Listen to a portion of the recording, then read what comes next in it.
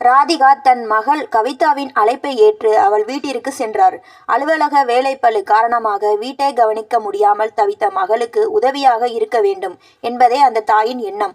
ஆனால் அங்கு சென்றதுமே அவருக்கு ஒரு சிறு தயக்கம் ஏற்பட்டது. வழக்கத்திற்கு மாறாக அவர் மருமகன் சந்தீப் காட்டிய அதீத அக்கறை அவரை ஆச்சரியப்பட வைத்தது. வீட்டிற்குள் நுழைந்ததுமே மகளை விட மருமகன் தான் ஓடி வந்து வரவேற்றார். "வாங்க அத்தை, நீங்க வந்ததுல எனக்கு ரொம்ப சந்தோஷம்" என்று கூறி முன்பெப்போதும் இல்லாதபடி அவரை அணைத்து வரவேற்றார். அந்த தழுவலில் ஒரு அந்நியத்தன்மை இருப்பதை ராதிகா உணர்ந்தார். ஆனால் தன் மகளின் கணவன் என்பதால் அதை ஒரு மரியாதையாக மட்டுமே கருதினார். அன்று இரவு ராதிகா தன் கைப்பட சமைத்த உணவை அனைவரும் உண்டனர். "அத்தை, உங்க கை வண்ணமே தனிதான், நிஜமாவே தேவாமிர்தம் மாதிரி இருக்கு. இப்பதான் பல நாள் கழிச்சு திருப்தியா சாப்பிட்றேன்" என்று சந்தீப் புகழ கவிதாவின் முகம் மாறியது. "என்னங்க, அப்போ நான் சமைக்கிறது எல்லாம் உங்களுக்கு சரியில்லையா? தினமும் ஹோட்டல்லையா சாப்பிட்றீங்க?" என்று கவிதா கோபப்பட இருவருக்கும் இடையே வாக்குவாதம் வெடித்தது. ராதிகா தலையிட்டு இருவரையும் சமாதானம் செய்தார். சாப்பிட்டு முடித்ததும் கவிதா சோர்வாக அறைக்கு சென்றுவிட ராதிகா மேஜையை சுத்தம் செய்ய தொடங்கினார். அப்போது அங்கு வந்த சந்தீப், "அத்தை, அவ அப்படித்தான், எதற்கும் கவலைப்பட மாட்டாள். நீங்க வந்த முதல் நாளே உங்களுக்கு இவ்வளவு வேலை கொடுக்கிறாளே" என்று கூறிக்கொண்டே ராதிகாவின் கையை பற்றினார். "அத்தை, உங்கள் கையில் ஏதோ ஒரு வசீகரம் இருக்கிறது. இனிமேல் என் எல்லா தேவைகளையும் ஆசைகளையும் நீங்கள்தான் நிறைவேற்ற வேண்டும்.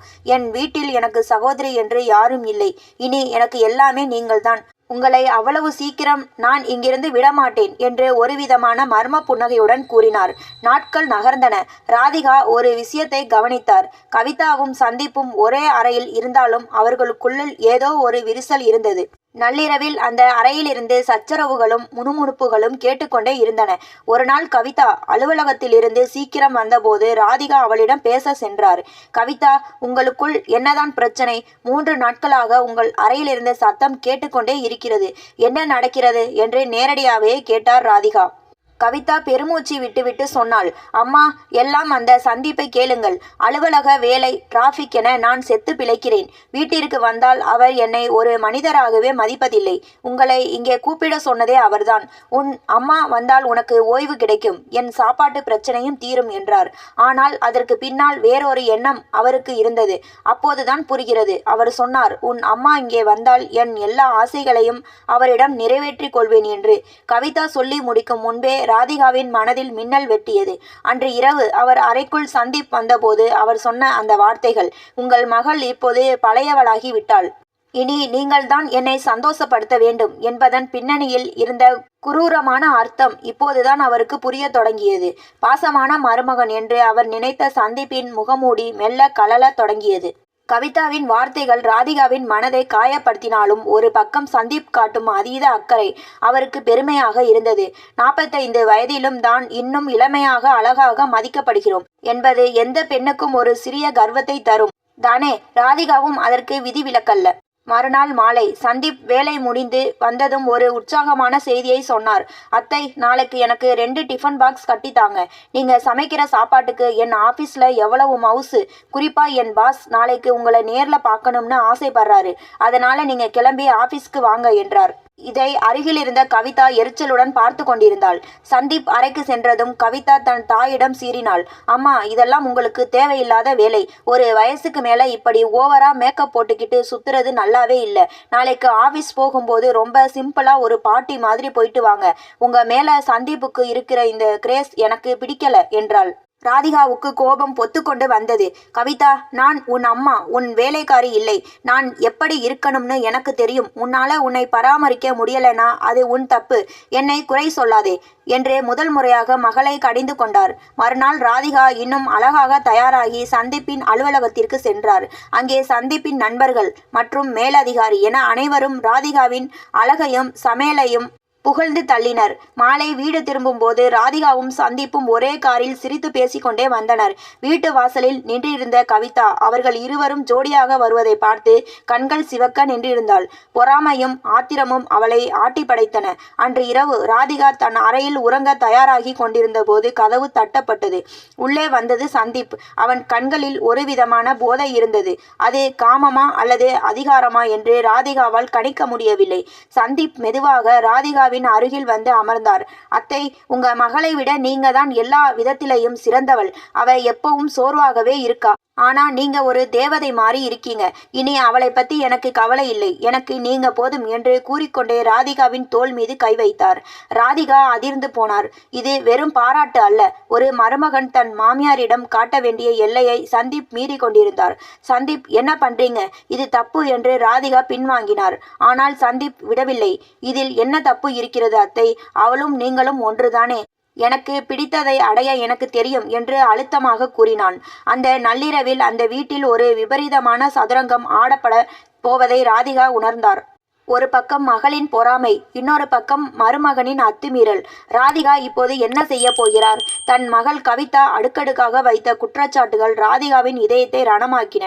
நீ உன் மருமகனோடு வரம்பு மீறி பழகுகிறாய். பிடிக்கவில்லை என்றால் இங்கிருந்து கிளம்பு என்று அவள் சொன்னபோது ராதிகா அழுது துடித்தார். தன் உடைமைகளை சுருட்டி கொண்டு அவர் வீட்டை விட்டு வெளியேற முயன்ற போது சந்தீப் குறுக்கே நின்றார். அத்தை, கவிதா முட்டாள். அவள் எதற்கோ உங்களை பழிவாங்குகிறாள். நீங்கள் போக வேண்டாம் என்று அவர் சமாதானப்படுத்தினார். அன்றிலிருந்து இரவு நேரங்களில் கவிதா உறங்கிய பிறகு சந்தீப் ராதிகாவின் அறைக்கு வருவது வழக்கமானது. இது ராதிகாவுக்கு முதலில் நெருடலாக இருந்தாலும் சந்தீப் காட்டிய அக்கறை அவரை தேற்றியது. ஒரு நள்ளிரவு ராதிகாவின் அறையில் சந்தீப் அவரது கையை பிடித்து ஏதோ ரகசியமாக பேசிக் கொண்டிருந்த போது கதவு பலமாக திறக்கப்பட்டது. அங்கே கவிதா நின்றிருந்தாள். அவள் கண்களில் ஆக்ரோசம். நான் நினைத்தது சரிதான். கையும் களவுமாக பிடித்து விட்டேன். இதையெல்லாம் நான் வீடியோ எடுத்து கொண்டிருக்கிறேன். இப்போது சொல்லுங்கள், உங்கள் இருவருக்கும் என்ன உறவு என்று கத்தினாள். சந்தீப் சலனமே இல்லாமல் எழுந்து நின்றார். அப்போது அவரது அலைபேசி ஒலிக்க அவர் வெளியே சென்று ஒரு நபரை அழைத்து வந்தார். உள்ளே வந்தவர் சந்தீப்பின் மேலதிகாரியான ரகுவீர். பாதி இரவில் தன் பாஸை பார்த்ததும் கவிதா திகைத்தாள். இவர்தான் என் சாட்சி. கவிதா, நீ நினைப்பது போல இங்கே அசிங்கம் எதுவும் நடக்கவில்லை. உண்மை என்ன தெரியுமா என்று சந்தீப் உண்மையை உடைத்தார். 30 வருடங்களுக்கு முன்பு உன் அம்மாவும் இந்த ரகுவீர் சாரும் ஒரே கல்லூரியில் படித்து காதலித்தவர்கள். உன் தாத்தாவின் பிடிவாதத்தால் அவர்கள் சேர முடியாமல் போனது. உன் அம்மா தன் வாழ்நாள் முழுக்க யாருக்காகவோ வாழ்ந்துவிட்டார். இப்போது தற்செயலாக அவர்கள் மீண்டும் சந்தித்த போது உன் அம்மாவின் முகத்தில் நான் ஒரு புது வெளிச்சத்தை பார்த்தேன். இந்த வயதான காலத்தில் அவர்களுக்கு ஒரு துணையும் அந்த பழைய காதலும் தேவை என்று நினைத்தேன். ரகுவீர் சார், உன்னை பார்க்கவும் உன் அம்மாவிடம் பேசவும் பயந்ததால் நான் தான் ஒரு மருமகனாக அவர்களுக்கு பாதுகாப்பாக இருந்து இந்த சந்திப்புகளை ஏற்பாடு செய்தேன். நீ தவறாக புரிந்து கொள்வாய் என்பதால் தான் மறைத்தோம் என்றார் சந்தீப். கவிதா சிலையாக நின்றாள். தன் தாயின் தனிமையையும் அவர் மனதிற்குள் புதைத்து வைத்திருந்த ஏக்கத்தையும் ஒரு அந்நியனான மருமகன் புரிந்து கொண்டபோது மகளாக தான் தோற்றுவிட்டதை உணர்ந்தாள். அம்மா, என்னை மன்னித்து விடு. உன்னை சந்தேகப்பட்டதற்காக நான் வெட்கப்படுகிறேன். தாத்தா செய்த தவறை நான் செய்ய மாட்டேன். உனக்கு ஒரு துணை வேண்டும் என்று கூறி ராதிகாவை அணைத்து கொண்டாள். அடுத்த சில நாட்களில் கவிதா மற்றும் சந்தீப் முன்னிலையில் ராதிகா ரகுவீர் திருமணம் எளிமையாக நடந்தது. ஒரு மகள் தன் தாய்க்கு தாரை வார்த்து கொடுத்து புகுந்த வீட்டிற்கு அனுப்பி வைத்த நெகிழ்ச்சியான தருணம் அது. விடைபெறும்போது ராதிகா தன் மகளிடம் சொன்னார். கவிதா, பணத்தின் பின்னால் ஓடுவதில் சுகமில்லை. குடும்பம், அன்பு, புரிதல், இதுதான் வாழ்க்கை. இனிமேலாவது சந்தீப்புடன் நேரத்தை செலவிடு. கவிதா தன் தவறை உணர்ந்து அலுவலகத்தில் நீண்ட விடுப்பு எடுத்தாள். 2 வருடங்களுக்கு பிறகு அவளும் சந்தீப்பும் மீண்டும் ஒரு முறை தேனிலவு சென்று தங்கள் வாழ்க்கையை புதிதாக தொடங்கினர். ராதிகாவின் மறுமணம் அந்த ஊரையே ஆச்சரியத்தில் ஆழ்த்தியது. பலரும் பலவிதமாக பேசினாலும் கவிதாவும் சந்தீப்பும் அந்த பேச்சுக்களை ஒரு பொருட்டாகவே மதிக்கவில்லை. ராதிகா இப்போது ரகுவீரின் பெரிய வீட்டில் ஒரு மகாராணியாக நிம்மதியாக வாழ்ந்து வருகிறார். அம்மா கிளம்பிய பிறகுதான் அந்த வீட்டின் அமைதி கவிதாவை யோசிக்க வைத்தது. அம்மாவின் அறிவுரையை ஏற்று அலுவலக வேலைகளை விட குடும்பத்திற்கு முக்கியத்துவம் கொடுக்க தொடங்கினாள். சந்தீப்பின் விருப்பமான உணவுகளை சமைக்க கற்றுக்கொண்டாள். ஒரு ஞாயிற்றுக்கிழமை மதியம் இருவரும் சேர்ந்து சமைத்து கொண்டிருக்கும் போது சந்தீப் சிரித்து கொண்டே கேட்டான். என்ன கவிதா, பழைய கவிதாவை விட இந்த புது கவிதா ரொம்ப அழகா இருக்காளே. ராதிகா மற்றும் ரகுவீரின் திருமணத்திற்கு பிறகு அந்த வீட்டில் ஒரு புதிய அமைதி குடிகொண்டது. கவிதா தன் அலுவலக வேலைகளில் காட்டிய வேகத்தை இப்போது தன் குடும்ப உறவுகளை பலப்படுத்துவதில் காட்டத் தொடங்கினாள். கவிதா வெட்கத்துடன், எல்லாம் அம்மா சொல்லிக் கொடுத்த பாடம்தான். அன்பு காட்ட நேரமில்லைன்னு சொன்னது எவ்வளவு பெரிய முட்டாள்தனம்னு இப்பதான் புரியுது என்றாள். ஒரு மாலை வேளையில் கவிதாவும் சந்தீப்பும் ராதிகாவின் வீட்டிற்கு சென்றனர். அங்கே ராதிகாவும் ரகுவீரும் தோட்டத்தில் அமர்ந்து சிரித்து பேசிக் கொண்டிருந்தனர். ராதிகாவின் முகத்தில் முன்பிருந்த சோர்வு மறைந்து ஒரு புது தெம்பு தெரிந்தது. சந்தீப்பை பார்த்ததும் ரகுவீர் எழுந்து வந்து கட்டி அணைத்து கொண்டார். சந்தீப், ஒரு மகனா நீ செஞ்ச இந்த உதவிக்கு நான் எப்படி கைமாறு செய்ய போறேன்னு தெரியல. ராதிகாவோட இந்த சிரிப்புக்காக நான் இன்னும் எத்தனை வருஷம் வேணாலும் வாழ்வேன் என்றார் நெகிழ்ச்சியுடன். அன்று இரவு அனைவரும் ஒன்றாக அமர்ந்து உணவு உண்டனர். கவிதா தன் அம்மாவின் கையை பிடித்து கொண்டு, அம்மா, அன்னைக்கு நான் உன்கிட்ட கோபமா பேசுனதுக்கு இன்னும் என் மனசு வலிக்குது. உன்னோட சந்தோஷத்தை உன்னை விட உன் மருமகன் தான் சரியா புரிஞ்சுக்கிட்டாரு என்று வருத்தப்பட்டாள். ராதிகா அவளை தேற்றி, பரவாயில்லை கண்ணா, சில நேரங்களில் கசப்பு மருந்தாக வந்துதான் இனிப்பை அடையாளம் காட்டும். இப்ப நீயும் சந்திப்பும் சந்தோஷமா இருக்கீங்கல்ல, அதுவே எனக்கு போதும் என்றார். 1 மாதம் கழித்து கவிதாவிடம் இருந்து ராதிகாவிற்கு ஒரு போன் வந்தது. அம்மா, ஒரு சந்தோஷமான செய்தி. நான் அம்மாவாக போறேன், சீக்கிரம் வந்துடு என்று கவிதா சொல்ல ராதிகாவின் கண்களில் ஆனந்த கண்ணீர் வழிந்தது. மீண்டும் அந்த வீடு குழந்தை சிரிப்பாலும் பாட்டியின் தாலாட்டாலும் நிறைய போகிறது. காலம் செய்த கோலத்தால் பிரிந்தவர்கள் சேர்ந்தது மட்டுமின்றி ஒரு புதிய தலைமுறைக்கும் அந்த அன்பு பலமாக அமைந்தது. வசந்த காலத்தின் வாசல். ராதிகாவின் திருமணம் முடிந்து 1 மாதம் கடந்திருந்தது. ரகுவீரின் வீட்டில் ராதிகா ஒரு புதிய மனுஷியாக மலர்ந்திருந்தார். 30 வருடங்களுக்கு முன்பு கருகி போன காதல் இப்போது முதிர்ச்சியான அன்பாக மனம் வீசியது. ஒரு ஞாயிற்றுக்கிழமை மாலை கவிதாவும் சந்தீப்பும் ராதிகாவை பார்க்க அவர் வீட்டிற்கு வந்தனர். ராதிகா கட்டியிருந்த அந்த பட்டுப்புடவையும் அவர் முகத்தில் இருந்த அந்த அமைதியான புன்னகையும் கவிதாவை கண்கலங்க வைத்தது. சந்தீப் மெதுவாக ரகுவீரிடம் சென்று, சார், அத்தையை இவ்வளவு சந்தோஷமா நான் பார்த்ததே இல்லை, நன்றி சார் என்றான். ரகுவீர் சிரித்து கொண்டே சந்தீப்பின் தோளில் கை வைத்தார். சந்தீப், நீ என்னை சார்னு கூப்பிடுறதை விட மாமான்னு கூப்பிட்டா நான் இன்னும் சந்தோஷப்படுவேன். ஒரு மகனா நீ செஞ்ச இந்த உதவிக்கு நான் தான் உனக்கு நன்றி சொல்லணும் என்றார்.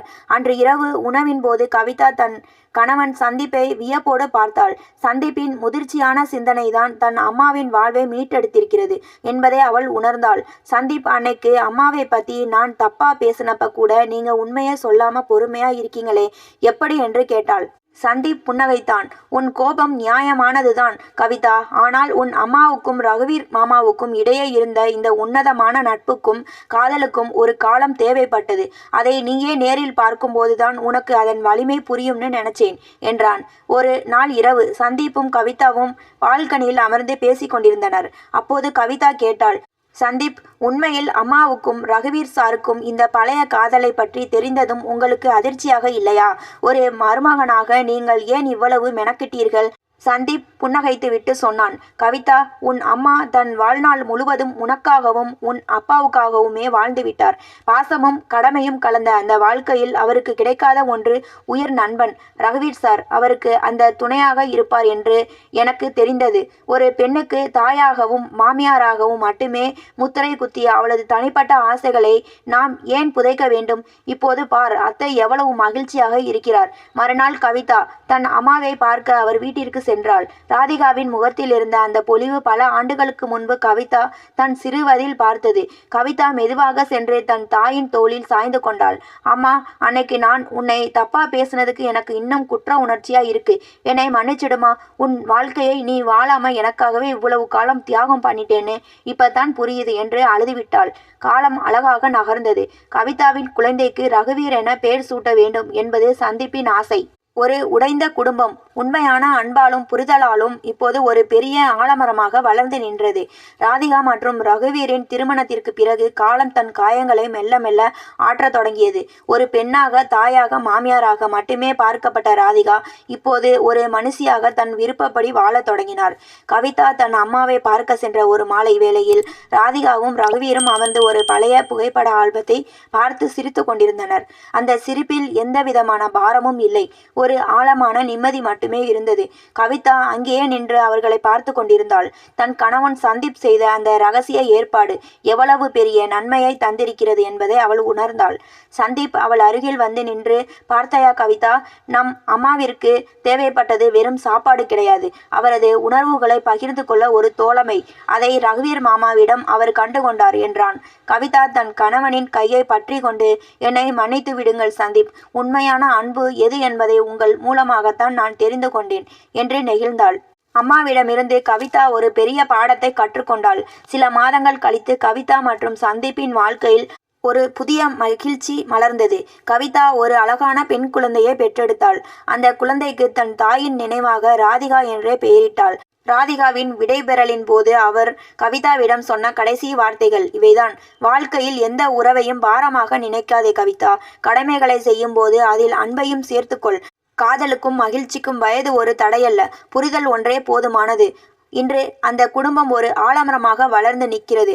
சந்தீப் ஒரு சிறந்த மருமகனாக தன் மாமியாரின் வாழ்க்கையை மீட்டெடுத்தார். கவிதா ஒரு சிறந்த மகளாக அதை ஏற்றுக்கொண்டாள். ராதிகாவும் ரகுவீரும் தங்களின் மீதி வாழ்நாளை ஒருவருக்கொருவர் துணையாக இருந்து கடந்த கால கவலைகளை மறந்து மகிழ்ச்சியாக கழிக்கத் தொடங்கினர். அன்பு என்பது சங்கிலியால் பிணைக்கப்படுவது அல்ல, அது ஒருவருக்கொருவர் சிறகுகளை கொடுத்து பறக்க விடுவது. ஒரு பெண்ணின் அடையாளம் அவளது உறவுகளின் மட்டும் இல்லை, அவளது தனிப்பட்ட மகிழ்ச்சியிலும் இருக்கிறது. உறவுகளுக்குள்ளுள் ஒளிவு மறைவு இல்லாத பேச்சுவார்த்தையும் ஒருவருக்கொருவர் கொடுக்கும் சுதந்திரமுமே அந்த உறவை நீண்ட காலம் வாழ வைக்கும். தியாகம் என்பது ஒரு வழிபாதை அல்ல, அது பரஸ்பர புரிதல். காதலுக்கும் மகிழ்ச்சிக்கும் வயது ஒரு தடையல்ல, புரிந்து கொள்ளும் மனங்கள் இருந்தால் எந்த உறவும் புனிதமானதே.